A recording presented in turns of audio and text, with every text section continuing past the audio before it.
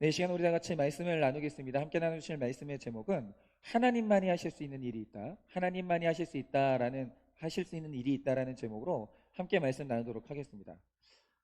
이번 여름에 비가 어마어마하게 왔습니다. 그러니까 이게 제가 이제 필리핀에서 2년을 살았는데 이번 여름에 이제 어떤 느낌을 가졌냐면 여기가 동남아인가? 그런 생각이 들 정도로 엄청나게 습하고 비가 많이 오고 하여튼 날씨가 계속 흐렸던 기억이 있습니다. 그래서 이제 비가 좀 그만 왔으면 좋겠다 이제 이 생각을 한 적이 있었는데 뭐 날씨는 뭐 인간의 힘으로 어떻게 할 수 있는 게 아니잖아요. 그러니까 농업이라는 게 굉장히 힘든 이유가 뭐냐면 사람의 힘으로 땅은 어떻게 경작할 수 있는데 하늘의 문제를 어떻게 못하는 거예요. 사람이 비를 내리게 할 수 없고 비를 그치게 할 수 없으니까 그래서 농업이 하나님의 영역인 건데 그런데 이게 이제 옛말이 됐습니다. 날씨를 사람의 힘으로 통제할 수 없다는 게 옛말이 됐어요. 이제는 신의 영역이라고 생각했던 날씨도 인간의 기술로 조정 가능한 시대가 오고 있습니다. 여러분 그 좋은 예가 뭡니까? 그것도 요즘이 아니에요. 2008년 이제 베이징 올림픽 때 어떤 일이 있었냐면 개막식을 해야 되는데 일기예보를 보니까 12시간 전에 비구름이 베이징으로 오고 있는 거예요. 그러니까 이대로 추세를 하면은 이 개막식을 할 때 비가 쏟아지는 거죠. 그럼 개막식이 이제 난리가 나잖아요. 그러자 이제 중국이 어떻게 했냐면 기상청이 비행기를 띄워가지고 구름의 화학 물질을 살포한 거예요. 그래서 비구름이 베이징에 이르기 전에 비를 그 전에 쏟아버리게 만드는 거예요. 그래서 당일날 베이징에 비가 안 왔습니다. 그러니까 이게 인공 강우 기술을 이용했기 때문에 이게 가능했어요. 그런데 여러분 이렇게 인간의 기술이라는 게 지금 끝이 없어서 과학자들 가운데서는 신이 필요 없는 세상을 만드는 것을 목표로 하는 사람들이 있습니다. 그런데 또 얼마 전에 어떤 일이 일어났죠? 그 테슬라의 일론 머스크가 인간용 지능 이제 로봇을 만들겠다고 선언을 했어요. 근데 이게 긴장되는 이유가 뭐냐면 이 사람이 천재라서 진짜 만들 사람이거든요. 근데 지성을 가진 인간용 로봇이 나타나면 어떤 일이 일어나겠습니까? 신만 없어지는 게 아니라 사람이 필요가 없어요. 사람의 노동이 종말하는 시대가 오는 거예요. 진짜 우리 눈앞에 이런 시대가 왔습니다. 그래서 지금 경제학자들이 진지하게 논의하는 게 뭐냐면 그러니까 인간이 이제 일을 안 하고 로봇가 일을 하게 될 텐데 그럼 인간은 그 다음에 뭘 할 거냐라는 거예요. 그래서 기본소득 얘기가 나오는 이유가 그거예요. 사람이 할 일이 없어지고 있거든요. 다 지금 기계가 대체하고 있어요. 벌써 이런 시대가 왔습니다. 그러나 오늘 말씀이 말하는 게 뭐냐면 모든 것을 과하게 할 수 있고 기계가 할 수 있는데 그런데 중요한 건 분명히 하나님만 할 수 있는 일이 있다라는 거예요. 여러분 부모 형제가 할 수 없는 일을 하나님만 할 수 있다고 합니다. 사회와 국가 그리고 회사 과학이 이 기술이 해줄 수 없는 일을 하나님이 할 수 있다라는 거예요. 그러면 하나님만 할 수 있는 일이 뭐겠습니까? 여기서 겸손해져야 되는 거예요. 우리가 다 할 수 있죠. 근데 우리가 죽어도 못하는 일이 있어요. 하나님만 하는 일이 있다라는 거죠. 그럼 그게 뭐겠습니까? 첫째로 하나님은 당신을 위해 구원을 이루셨습니다. 여러분 이 사실 앞에 겸손해져야 됩니다. 여러분 율법주의자들이 말한 게 뭐냐면 이 구원에 있어서 하나님의 일도 있지만 사람인 내가 하는 일도 있다라고 했어요. 그런데 그거는 복음하고 완전히 다릅니다. 그래서 사도 바울이 율법주의에 대해서 뭐라고 했냐면 십자가의 원수라고 했어요. 사람이 뭔가 할 수 있다고 말하는 거. 여러분 구원은 오직 하나님만 하실 수 있는 거예요. 여러분 이 구원이 이루어지면 모든 문제가 하루아침에 다 해결되는 거예요. 그런데 문제는 뭐냐면 다 가졌는데 구원이 없으니까 절망인 거예요. 구원이 없으니까. 여러분 23절 말씀 읽어보겠습니다. 예수께서 제자들에게 이르시되 내가 진실로 너희에게 이르노니 부자는 천국에 들어가기가 어려우니라. 여러분 이 말씀 잘 보세요. 부자는 천국 가기 어렵답니다. 그러면 왜 부자가 천국 가기 어려운가? 여러분 오늘 말씀에 나오는 이 부자 청년이 봉사도 열심히 했습니다. 자기 의로 열심히 했겠죠. 구제도 열심히 했어요. 헌금도 했어요. 그런데 근심하면서 예수님 떠나면서 구원이 좌절돼요. 이 청년이 못한 게 없어요. 자기 행위로 다 했습니다. 마지막에 구원을 못 받아요. 이 부자 청년이 예수님하고 1대1로 만나서 그렇게 훈련받고 대화를 했는데도 재물과 다른 것들을 내려놓지 못해서 결국 떠나요. 인간이 못하는 게 있는 거예요. 이 청년이 죽어도 못하는 게 있는 겁니다.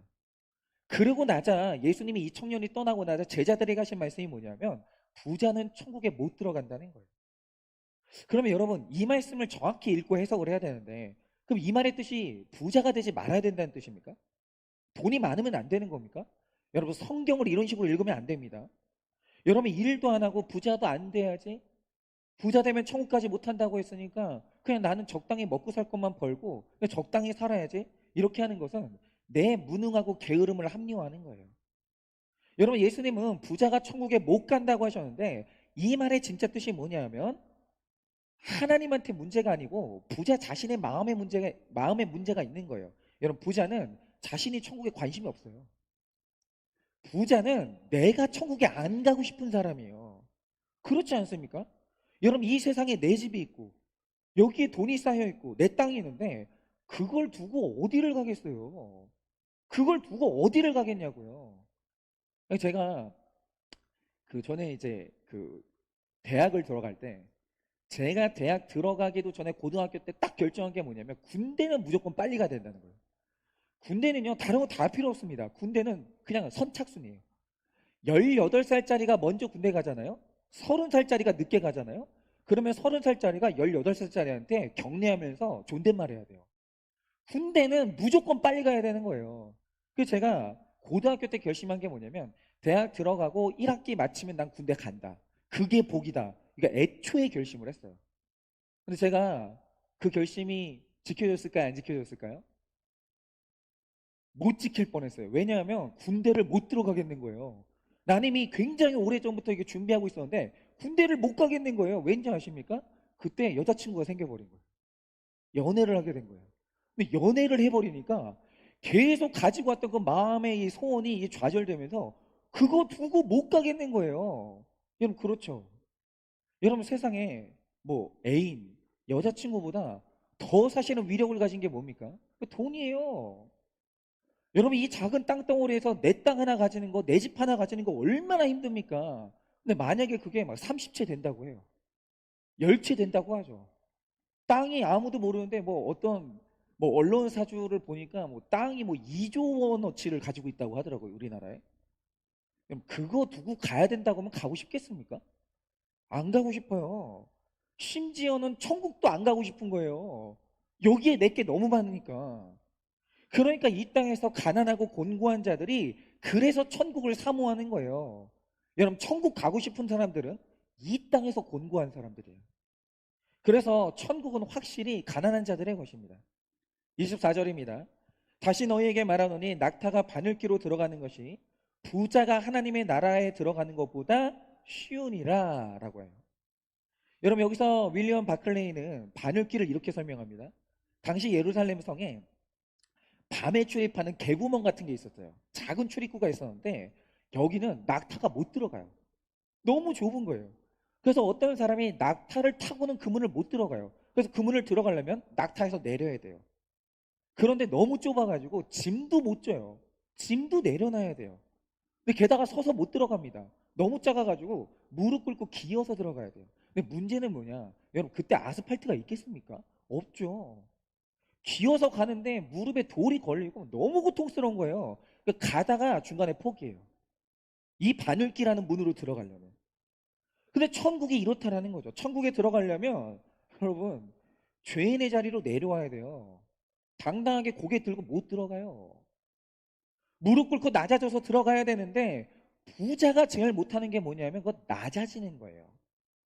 벗어놓고 낮아지는 거 부자는 못해요. 여러분 왜 낮아지지 못합니까? 저는 이제 자수성가한 분들도 만나보고 뭐 감히 만날 수 없는 분들인데 뭐 목사다 보니까 만나 봬요. 그리고 뭐 하여튼 학력이 도대체 이 공부를 어떻게 다 했을까 싶을 정도로 학력이 엄청 높은 분들도 만나보거든요. 근데 이런 분들 만나보면 그래요. 진짜 불철주야 일을 악물고 노력을 해가지고 재물을 진짜 그렇게 쌓아놔요. 여러분 재물이 어느 날 하늘에서 재물 쏟아지는 사람 있습니까? 그런 사람 없어요. 통장에 재물이 있다. 그만큼의 땀이고 눈물이고 피예요. 인생에 안 먹고 포기한 것들이 너무 많은 거예요. 그러니까 뭔가가 쌓이는 거죠. 대단하긴 대단해요. 그런데 이런 분들이 어떻게 무릎 꿇겠어요? 내가 남들보다 열심히 살았고 남들보다 절제하고 살았고, 그래서 남들 보기에 번듯하게 성공했는데 어떻게 무릎을 꿇겠냐고요. 부자가 무릎 꿇는 게 얼마나 힘든지 아십니까? 그리고 그런 분들이 회사 가잖아요. 여러분, 차문도 누가 열어줘요? 사장님, 사장님 그러면서. 학교 가면 교수님이라고 하고, 총장님이라고 하고, 우리가 어디 가면 사모님 소리 듣는데, 교회 오면 어떻게 하죠? 다 집사, 장로님, 권사님이에요. 그런데 우리 교회는 진짜 이상한 게 있어요. 회사는 사장님, 그러니까 높아질수록 또 일을 안 하잖아요. 교회는 이상한 게 권사님들이 되면 일을 제일 많이 해야 돼요. 교회 화장실 청소하는 사람 누군지 아십니까? 그 권사님들이에요. 교회 문제 생겼을 때 마지막에 책임지는 사람 누군지 아십니까? 그 장로님들이에요. 장로님들이 아무것도 안 하는 것 같아도 우습게 여기지 마십시오. 장로님들이 교회 문제 생기면 마지막에 그거 해결하고 버티는 사람이 누구냐? 장로님들이에요. 그래서 교회는 직분이 높을수록 되게 힘들어요. 그거 하겠냐 이거죠. 아니, 내가 왜 내 회사 가면은, 아니, 커피도 내 손으로 안 타먹는데, 교회를 가면 내가 새 가지고 오면은 가서 인사하고 고개 숙이고 내가 커피 타줘야 되는 거예요. 그걸 하겠냐 이거죠. 여러분, 자기 관리를 잘하는 부자들은요, 이게 도무지 이해가 되지 않는 게 많은 거예요. 그 예배를 드리고 앉아있으면 차라리 이 시간에 돈을 벌지.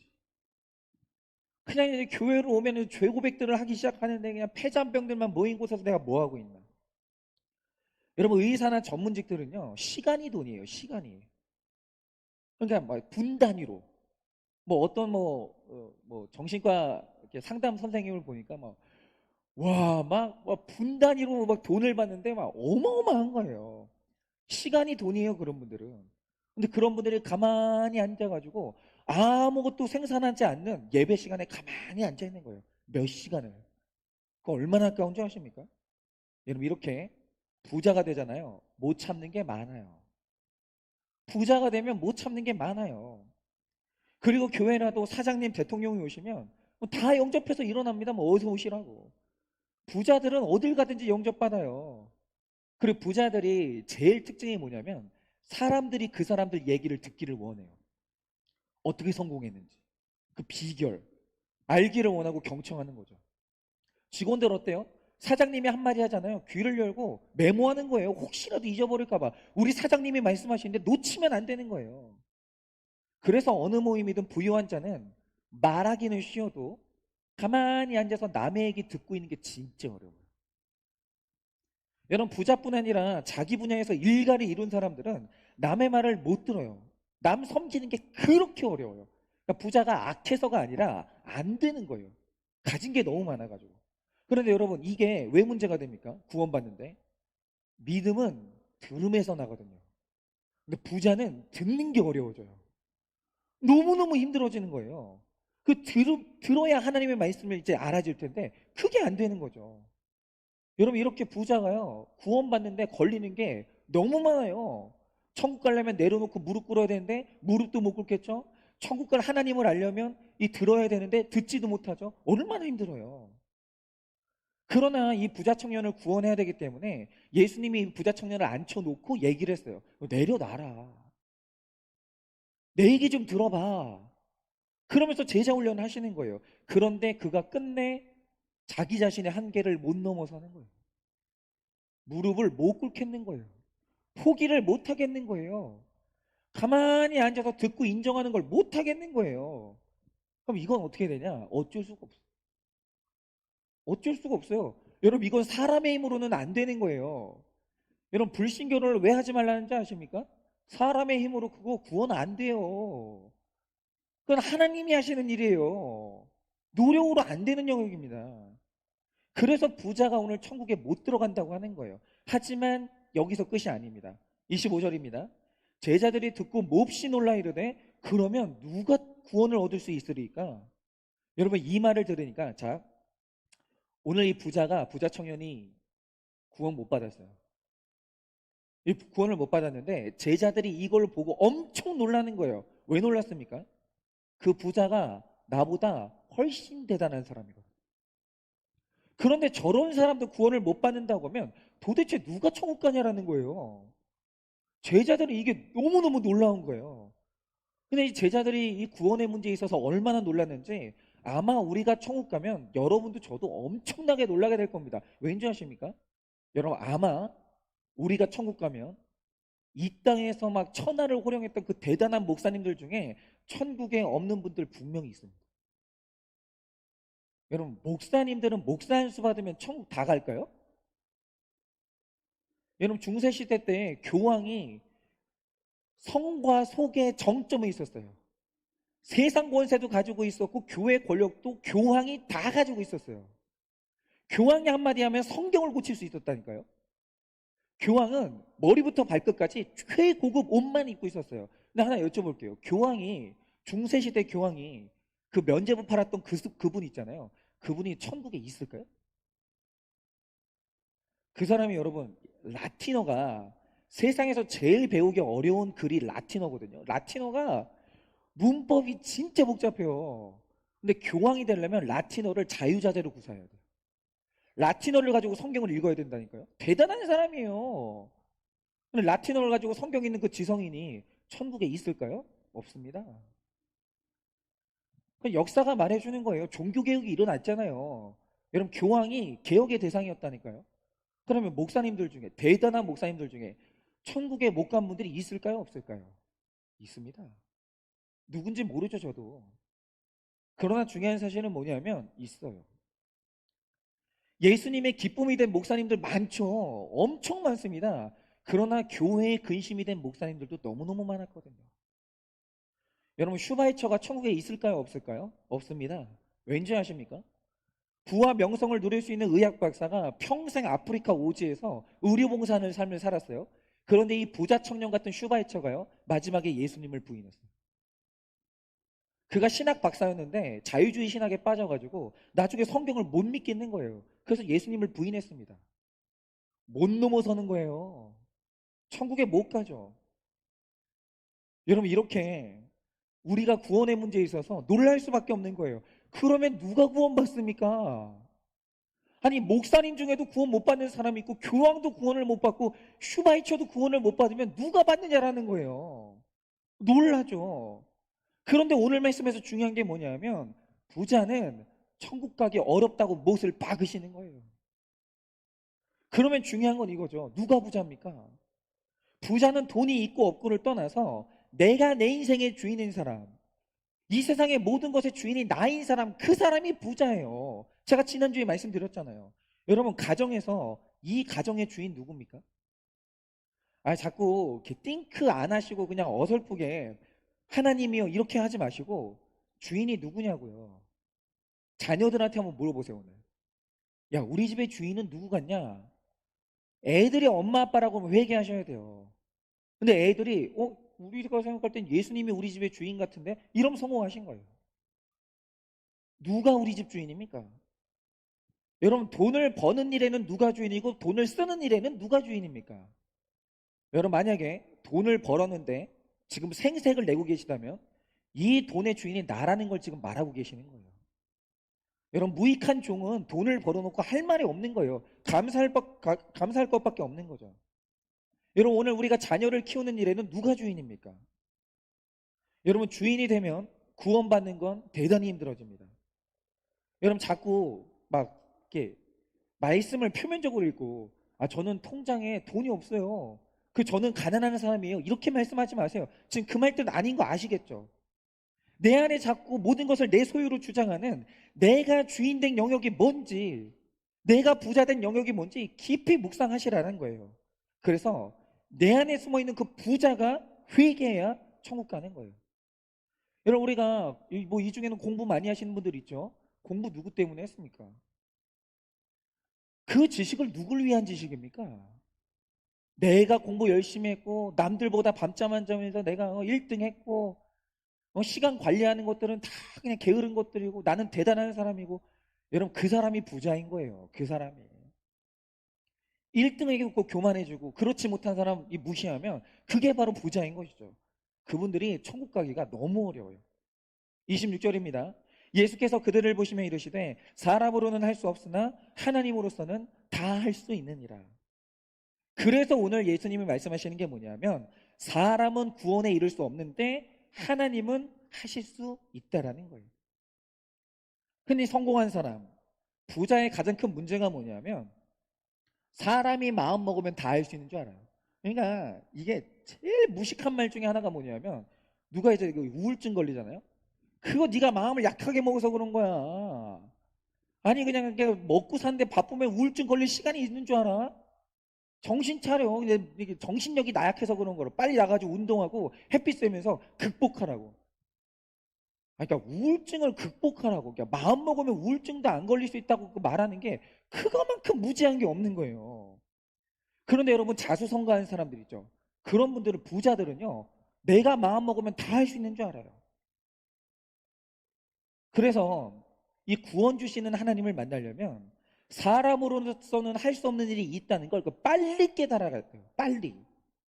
그래서 고생과 고난이 축복입니다. 여러분 내 인생에 내가 죽어도 할 수 없는 실패와 안 되는 걸 빨리 경험해야 내가 얼마나 연약한지를 빨리 경험해야 그래야 겸손의 자리에 내려갈 수 있어요.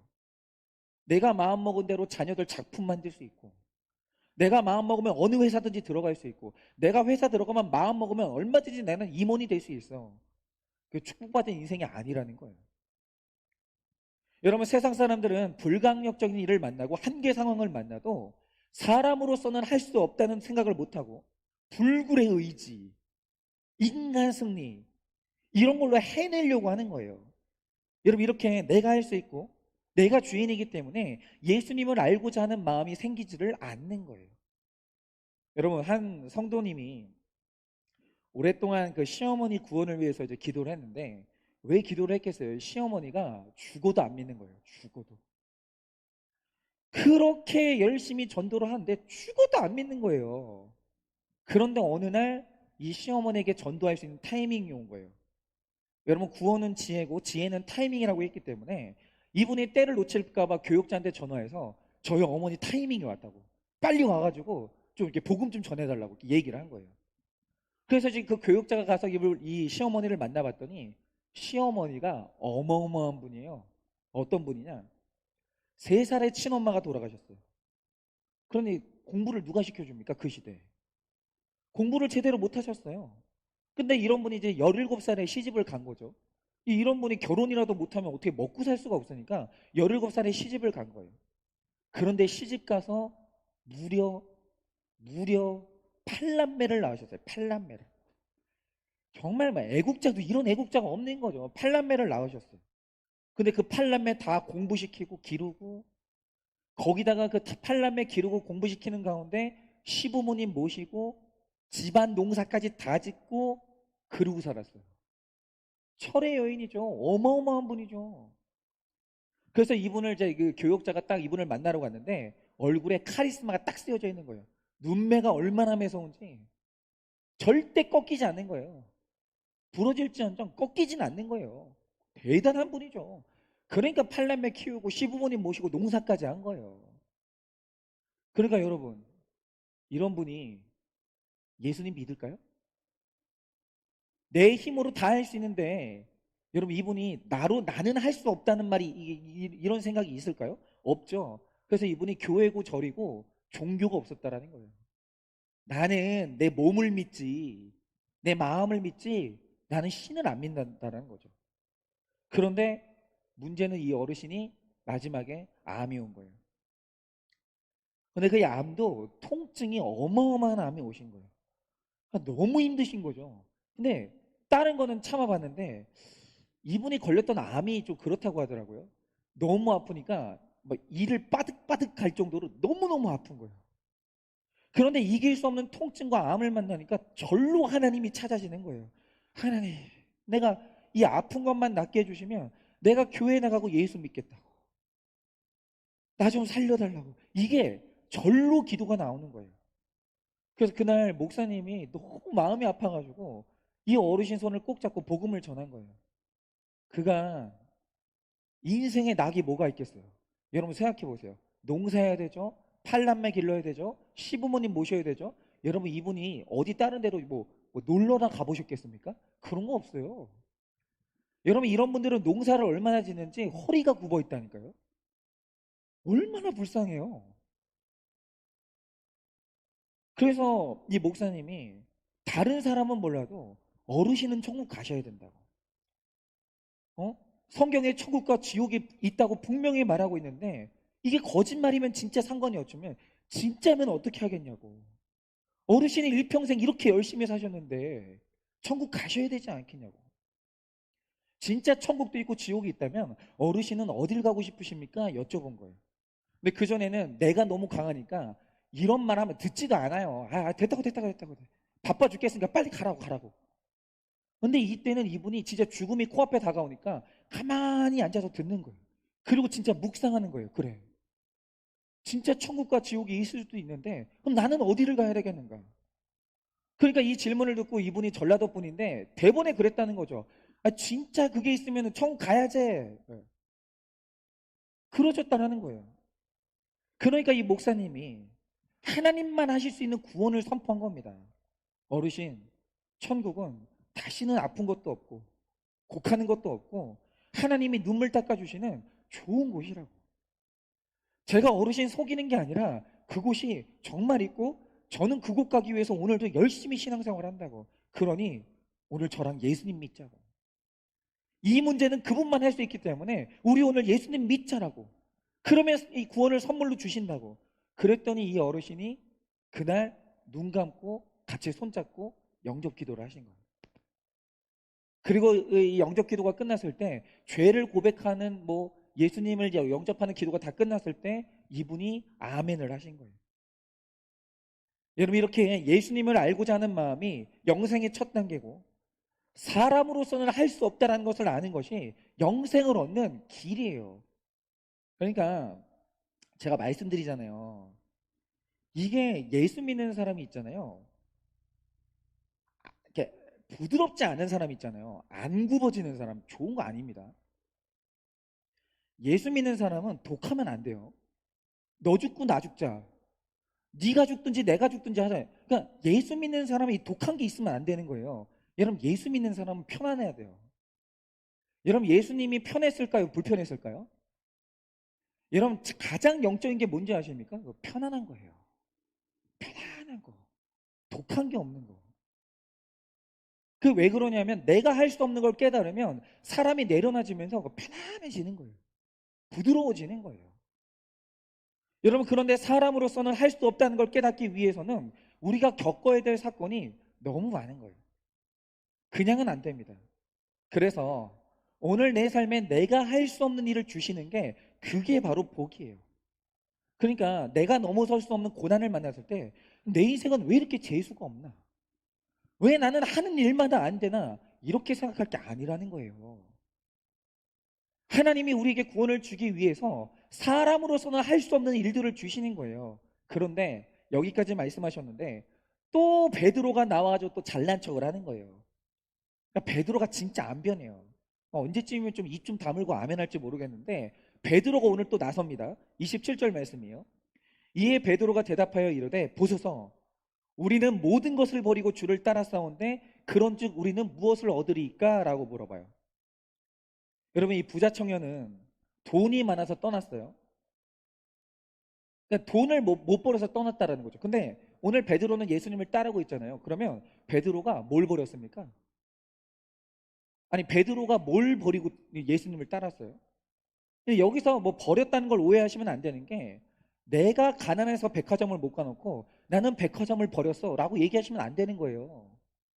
여러분 내가 공부 못해가지고 서울대를 못 가놓고 나는 명문대를 버렸어 이러시면 안 되는 거예요. 그거 아무 상관없는 거예요. 내가 돈이 없어가지고 사글세를 사는데 나는 집을 버리고 주님을 따라서 이러시면 안 되는 거죠. 여러분 교회 와서 훈련받고 1:1 양육받고 봉사했으면 뭔가 상이 있어야 되는 거 아니냐. 내가 일평생 이렇게 교회 헌금하면서 열심히 헌신했는데 그럼 나도 좀 얻는 게 있어야 되는 거 아니냐. 이런 질문이 있을 수 있죠.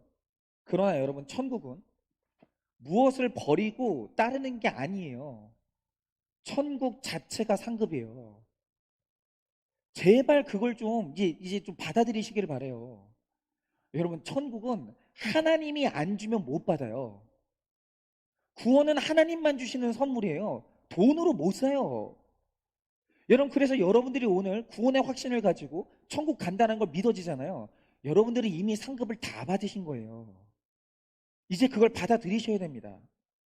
그래서 그리스도인들은 다른 무슨 보상을 받으려고 하는 게 아니라 내 안에 이미 임한 그 천국을 누려야 되는 거예요.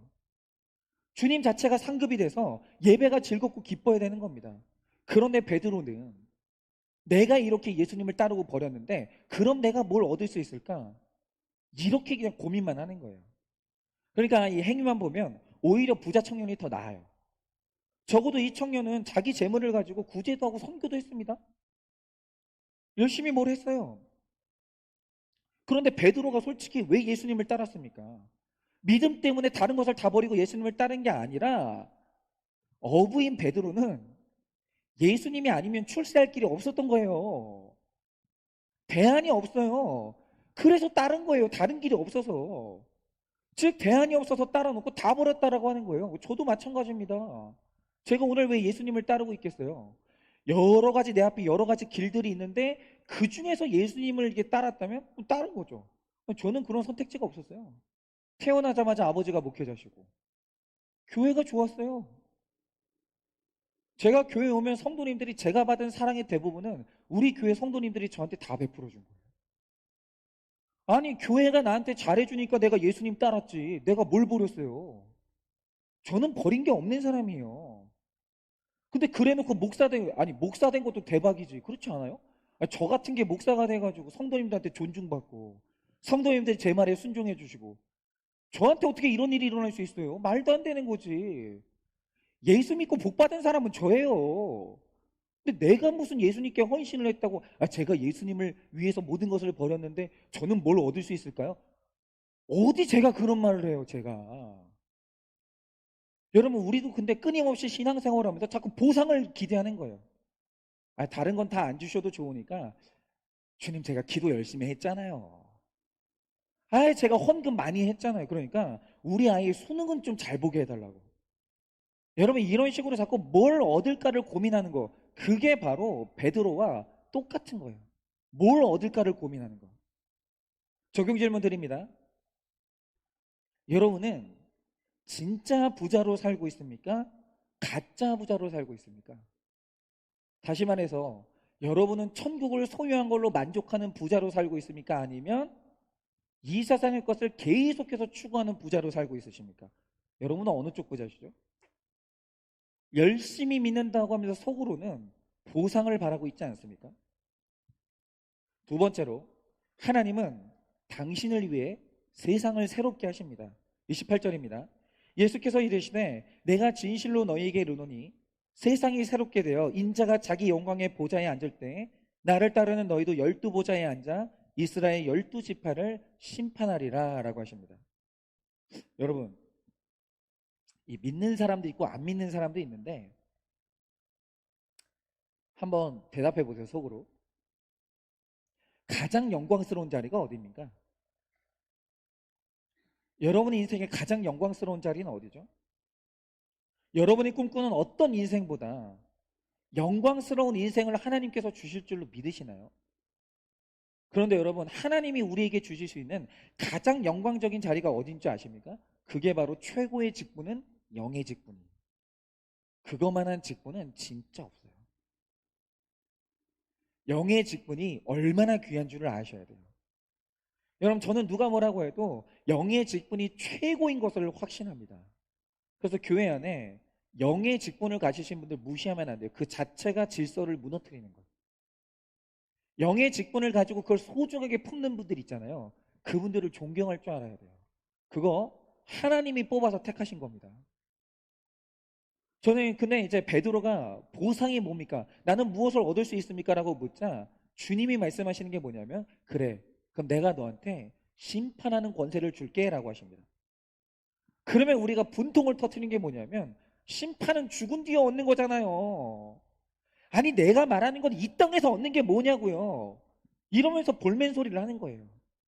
아니 교회를 와도 기도해봐도 남편이 바뀌는 것도 아니고 아내가 바뀌는 것도 아니고 병이 낫는 것도 아니고 이게 뭐예요. 오늘 나한테 필요한 걸 달라고요. 이러는 거예요.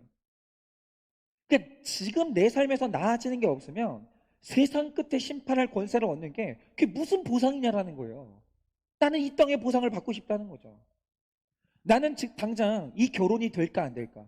이 직장이 될까 안 될까? 이걸 묻는데 내가 장차원한테 심판할 권세를 줄게라고 하니까 이거 뭐 알아듣지도 못하고 그게 예언 받으러 가는 거예요.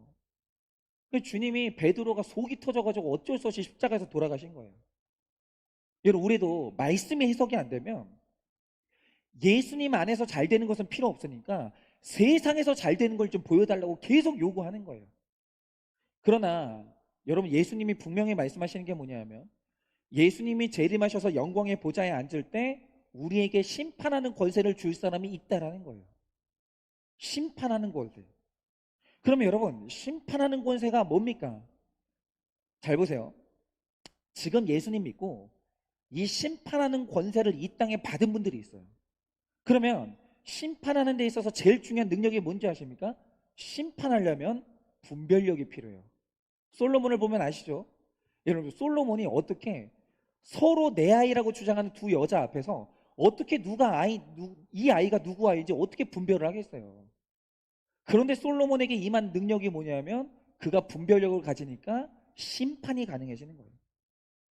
여러분 바로 이겁니다. 분별 잘하는 사람은 세상이 변해요. 내가 쓸데없는 고난당하는 이유가 뭔지 아십니까? 그러니까 분별을 못하는 거예요. 가야 되는 데인지 안 가야 되는 데인지. 기본적으로 있잖아요. 사람이 이게 나한테 축복인지 저주인지 이것도 분별 못하는 사람이 있어요. 덥석 잡는 거예요. 그러니까 분별이 잘 돼야 목회도 잘하고 분별이 잘 돼야 결혼도 잘하고 분별이 잘 돼야 사람한테 사기도 안 당합니다. 여러분 이렇게 옳고 그름 이 세상의 옳고 그름을 분별하지 못하면 심판을 할 수가 없는 거예요. 그러므로 여러분 잘 들으세요. 오늘 우리가 세상의 가치관을 버리고 예수님 말씀에 올인하고 예수님 따를 때 그때 우리가 얻게 되는 권세가 뭐냐면 분별하는 능력, 심판하는 권세가 임하는 거예요. 그런데 내 안에 분별하는 능력이 생기면 세상이 달라집니다. 세상이. 여러분 하나 여쭤볼게요. 우리 자녀가 고난이 있어요. 얘가 세상적으로 그렇게 빛을 보는 자녀가 아니에요. 그런데 이 아이가 그렇게 고난 때문에 예수님 믿었어요. 이 아이는 효자입니까? 불효자입니까? 여러분 내가 분별이 되고 그리스도 예수 안에서 이 세상을 분별하는 힘이 생기잖아요. 그러면 내 자녀가 달라져요. 세상이 달라지는 거예요. 세상의 모든 문제에 대해서 옳고 그름이 확실하니까 담대하게 이야기하게 됩니다. 학벌이 다가 아니야. 여러분 이 말할 때 자신감 없는 분들이 있어요. 그것도 학벌 중요한 거 아닌가? 학벌 안 중요해요. 제가 이렇게 말씀드릴 수 있는 이유가 뭔지 아십니까? 천국 가는데 학벌 아무 소용없어요. 제가 학벌 우습게 여기는 건 아닙니다. 정말 열심히 공부하는 거 중요하고 열심히 공부하신 분들이 쓰임 받아요. 근데 중요한 건 뭐냐? 그걸로 천국 가는 거 아니라는 거예요. 뇌물 받지 마라. 돈이다가 아니다. 지위가 아니다. 분명히 말할 수 있는 거예요. 맞는 것과 아닌 것을 정확히 얘기할 수 있는 거예요.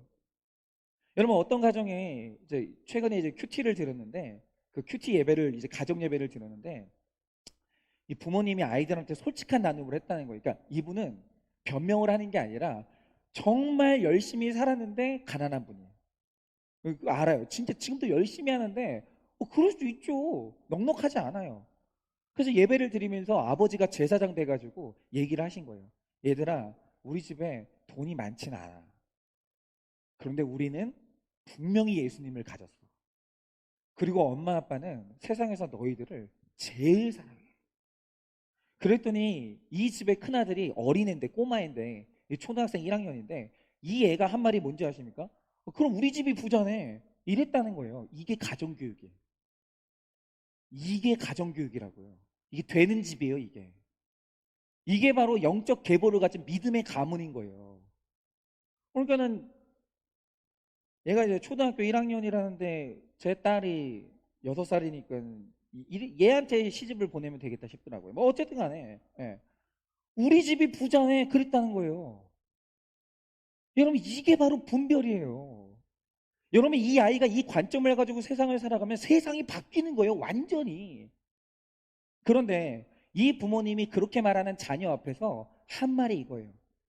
그래 네가 지금 어릴 때는 이 순수하고 순진하니까 그럴 수 있지만 네가 나중에 커서 돈이 얼마나 중요한지 깨닫게 되고, 돈 때문에 상처받을 때, 네가 갖고 싶은 게 많아졌을 때 너는 돈의 권세를 알게 될 수 있어.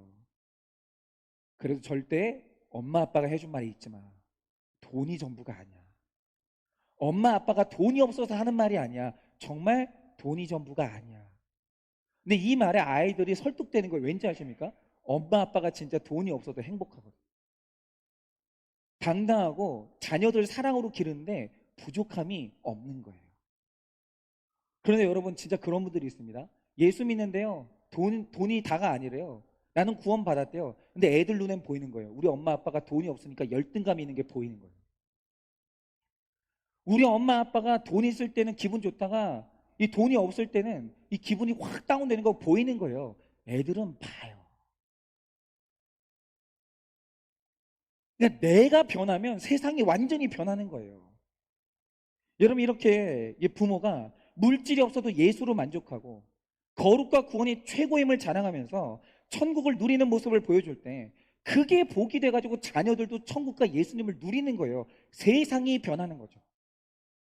진짜가 뭔지 분별하는 이 권세, 심판하는 권세를 갖게 되면, 여러분, 돈 욕심을 심판할 수 있어야 될 거 아니에요. 돈 욕심은 패가 망신하는 길이야. 돈 사랑하는 것이 일만하게 뿌리야. 그러면서 내 안에 있는 돈 욕심을 심판한다고 하죠. 그 알는 세상이 변하는 거예요. 세상이. 여러분, 이렇게 새로운 세계가 임하고 우리가 이런 태도를 가지면 영광의 보좌에 앉게 되는 거예요. 그리고 다른 사람들도 저분은 진짜야. 내가 예수 믿는 인간들 다 싫어하는데 근데 저 사람은 그 진짜야. 가짜가 아니야. 이렇게 인정을 받는 거예요. 다들 학벌에 쩔쩔매는데 그 사람은 그게 다가 아니라고 삶으로 말하면 모두가 나를 만나고 싶어하고 영광의 보좌에 앉게 되는 겁니다. 근데 이게 바로 보상이에요. 세상을 분별하는 눈이 바뀌면 내 인생이 변하는 거. 그게 바로 우리가 하나님 믿을 때 얻게 되는 진짜 보상이라는 거죠. 29절입니다. 또 내 이름을 위하여 집이나 형제나 자매나 부모나 자식이나 전토를 벌인 자마다 여러 배를 받고 또 영생을 상속하리라 라고 합니다. 여러분, 지금 부자들이 돈을 내려놓지 못하는 가장 큰 이유가 뭐냐면 그 사실 가족 때문입니다. 그러니까 지금도 이제 우리 그 부자들이 제일 아프게 생각하는 세금이 뭐냐면 이 상속세거든요. 증여세. 이게 뭐 어마어마하거든 하더라고요. 그러니까 내가 오늘도 돈 모아가지고 내가 안 쓰는 이유가 뭐냐면 이 자녀들한테 물려주려고 하는 거죠. 여러분, 가족이 객관화가 안 돼서 집과 전투가 필요한 거예요. 여러분, 가족에게는 충성만 해야지 집착하면 안 됩니다. 가족은 우상이 되면 안 돼요. 여러분, 오늘 남편과 아내가 만난 이유가 뭐겠습니까? 네가 나의 우상이라서가 아니라 우리가 힘을 합쳐서 이루어야 될 구원이 있기 때문이에요. 여러분, 자녀 구원이 얼마나 힘든지 아십니까? 자녀 구원은 엄마 아빠가 다른 말하면 자녀 구원 못 이룹니다. 엄마 아빠가 딱 한 말씀 안에서 둘이 힘을 합쳐야, 그래야 다음 세대 한 명이 구원받는 거예요. 쉬운 게 아니에요. 그래서 신결혼해야 돼요. 여러분, 가족을 내 이름을 위해서가 아니라 예수님의 이름을 위해서 내려놓으라는 거예요. 여러분, 자녀들한테 다 해주려고 하지 마십시오. 지금 제 딸도 저는 그렇게 기르려고 노력을 하지만 내 딸의 인생에 내가 고단을 다 막아주겠어. 내가 네 인생의 모든 슬픈 일들을 내가 다 막아줄 거야. 이런 건 뭐 말도 하면 안 되는 거예요. 아니, 제 딸도 죄인인데 얘가 실패를 안 하고 어떻게 겸손을 배울 거예요? 아니, 얘가 아니 이게 어떻게 실패를 안 하고 자기가 죄인인 걸 어떻게 할 거예요? 그런 게 어디 있어요? 여러분, 주님의 이름을 위해서 내 자녀를 위해서 내려놔야 되는 거예요. 버려야 될 게 있는 거예요. 그런데 우리는 예수님의 이름을 위해 기도한다고 하면서 집과 전토, 자식, 부모, 형제를 다 버리지 않게 해달라고 그렇게 기도를 하는 거예요. 맨날 우리가 기도하는 게 뭐냐면 집을 달라고, 부모, 형제가 무조건 잘 되게 해달라고 눈물로 기도하는 거예요. 그 제가 얼마 전에도 우리 권사님하고 이제 대화를 하다가 그 권사님한테 드린 말씀이 뭐냐면, 그 권사님 자녀들이 권사님 믿음이 엄청 좋으신데 자녀들이 지금 이제 신앙의 방황을 하고 있어요. 그럼 제가 하나 여쭤볼게요. 돌아오는 길이 뭘까요? 여러분, 이 어머니가 눈물로 호소를 안 했겠습니까? 호소했죠. 예수 믿어야 된다. 구원이 최고다. 다 말했어요. 안 돌아오는 거예요. 그럼 마지막으로 부모가 빌어줘야 될 게 뭡니까? 여러분, 알맞은 고난이 안 오면 못 돌아와요. 그래서 여러분, 우리가 자녀들을 위해서, 자녀의 구원을 위해서 축복 기도해 줄 때 맨날 뭐 시험 합격하게 해달라. 물론 그런 기도도 좋죠. 건강하게 해달라. 좋은 사람 만나게 해달라. 뭐 좋죠. 그런 기도 제목. 그런데 자녀 구원을 위해서라면 하나님, 내 자녀에게 구원을 위해 알맞은 고난을 달라고. 내 자녀가 겸손하기 위해서 알맞은 고난을 달라고. 이런 구속사적인 팔복을 위한 기도도 할 수 있어야 되는 거예요. 여러분, 저도 마찬가지죠. 여러분들은 이 버리게 해달라고 기도합니까? 하나님, 안 버려집니다. 내 배우자가 안 버려지고요. 내 자녀가 안 버려지고요. 돈 욕심이 안 버려집니다. 하나님, 좀 버리게 해달라고 그렇게 기도하십니까? 아니면 맨날 얻게만 해달라고 기도하십니까? 여러분, 그리스도 안에서 버리는 기도란 맡기는 거예요. 여러분, 그리스도 안에서 잃어버리는 건 없어요. 하늘에 쌓아놓는 거지. 오늘 내가 내 자녀를 내려놓는다는 건 하나님께 맡기는 거예요. 마찬가지로 제가 오늘 목회자로 살면서 욕심을 포기 못하면 여러분이 저한테 얼마나 실망하시겠어요? 여러분 눈에 안 보이시겠습니까? 아유, 저 목사가 그냥 강단에 올라가서는 그냥 돈 욕심 내지 말라고 그렇게 설교하지만 우리 목사님 돈 욕심 있네. 아, 우리 목사님이 세상을 못 버렸네. 여러분, 그거 성도님들이 못 볼 것 같습니까? 봅니다. 성도님들이 바보가 아니에요. 목사의 몇 마디 말에 성도님들이 속아줄 것 같습니까? 그렇지 않아요. 여러분, 그래서 목사라는 직분이 무서운 거예요. 설교했으면 버려야 될 거 아니에요. 근데 그게 되냐고요? 안 되죠. 제가 이 돈을 얼마나 좋아하고 세상을 얼마나 좋아하는데. 그러니까 제가 오늘도 해야 될 기도가 뭐겠습니까? 하나님, 안 버려줘요. 하나님, 안 버려줍니다. 버릴 수 있게 은혜를 달라고. 순간순간마다 포기하고 내려놓고 버리는 그 성령 충만한 은혜를 달라고 기도해야 되는 거예요. 그런데 이 기도 자체를 하고 있냐 이거죠. 여러분, 목사는 성도님들 실망시키면 안 돼요. 왜냐하면 성도님들이 목사한테 실망하면 저하고 관계만 안 좋아지는 게 아니라 하나님의 영광도 땅에 떨어지거든요. 제가 하는 설교가 아무것도 안 들리는 거예요. 두렵죠. 근데 부족해서 큰일이에요. 그래서 제가 주님의 이름을 위해서는 욕심을 버리기로 마음만 먹어도 예수님은 이 땅에서 배로 돌려주십니다. 저는 그걸 믿어요. 그래서 뭐 이번 주에도 진짜 이게 유혹이 진짜 많아요. 그러니까 그래서 제가 이제 그 하나님 앞에 이제 결단한 게 있거든요. 그게 뭐냐면 이게 그런 일이 없었는데 이 설교가 온라인상에 올라가다 보니까 온라인으로 저를 만나시는 분들이 있어요. 그런데 이분들이 헌금을 하고 싶다라는 거예요. 그래서 이거를 개인 계좌를 알려달라고 하시는 분들이 있어요. 근데 그게 얼마나 유혹이 되는지 여러분 생각을 해보세요. 제가 돈을 얼마나 좋아하는데 그분들이 헌금을 하신다고 하면서 제 개인 계좌에 두면 여러분 그 중에 얼마를 제가 갖고 싶은 욕심이 안 들겠습니까? 저는 돈을 싫어하는 사람이 아니에요. 돈이 너무 좋아요. 그래서 그런 요청이 있을 때마다 언제나 기도하면서 싸우면서 하는 게 뭐냐면 교회 계좌를 알려드리는 거예요. 교회로 하시라. 개인적으로 이렇게 안 받으려고 하는데 그게 그때마다 너무 힘들어요. 그러니까 제가 이 마음을 제가 이 자리에서 강단에서 내려오는 그날까지 지킬 수 있도록 여러분은 기도를 해주셔야 되는 거예요. 우리 목사님이 내려놓을 수 있도록 여러분이 기도를 진짜 해주셔야 되는 거예요. 기도할 때 이렇게 기도해 주세요. 하나님, 우리 목사님이 돈을 너무 좋아합니다. 우리 목사님이 세상을 너무 좋아합니다. 우리 목사님 내려놓고 버릴 수 있게 좀 해달라고 여러분 그렇게 기도를 해주셔야 되는 거예요. 목사를 믿지 말고 목사를 위해 기도해 주셔야 되는 거예요. 여러분 꼭 부탁을 드립니다. 저희 부모님이 목회를 하시면서 늘 하신 말씀이 뭐냐면 내가 주님을 위해서 충성하면 너희를 하나님이 책임져 줄 것을 아빠는 믿는다. 그렇게 말씀하셨어요. 그리고 나서 실제로 신경을 안 쓰였어요. 얼마나 그냥 믿음인지 성품인지 모르겠는데 진짜 신경을 안 쓰는 거예요. 어쨌든 지금에 와서 보면은 정말 부모님이 흔하게 할 수 있는 그 돌봄 자체를 못 받았어요. 저희 아버지하고는 뭐 대화를 별로 해본 적이 없습니다. 아버지가 가만히 앉아가지고, 그러니까 저희 아버지는 제가 어릴 때 받고 살았던 상처가 뭔지를 아무것도 몰라요. 내 자녀가 학교를 가가지고 어떤 상처를 받았는지 아버지는 아무것도 몰라요. 그거 말할 수 있는 시간에 저희 아버지는 늘 교회에 계셨기 때문에.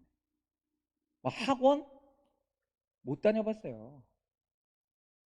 다녀는 봤는데 어떻게 다녀봤냐면, 왜 그런 분들이 있어요. 그러니까 학원 운영하시는 분들 중에 믿음 좋으신 분들이 있는데, 그런 분들이 그냥 보내시라고 제가 가르쳐 드리겠다고. 그래서 무료로 다닌 적이 있는데, 그거 아세요? 무료로 다니면 얼마나 눈치 보이는지 아세요? 못 다니겠더라고요, 저는.